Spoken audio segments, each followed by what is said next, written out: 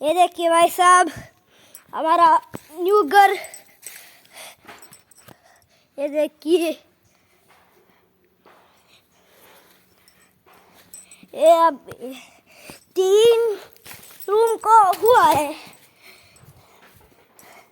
1-2 room को नहीं हुआ है। ये देखिए,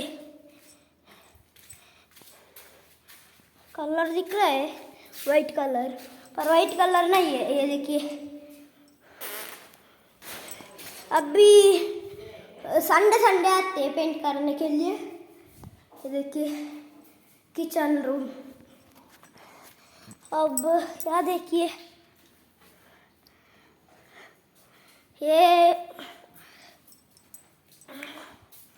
ये देखिए टॉयलेट, बाथरूम भी है। देखिए,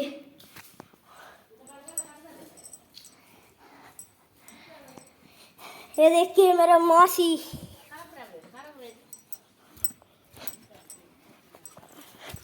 सब्सक्राइब और लाइक करिए, और अच्छा हो तो सब्सक्राइब और लाइक करिए।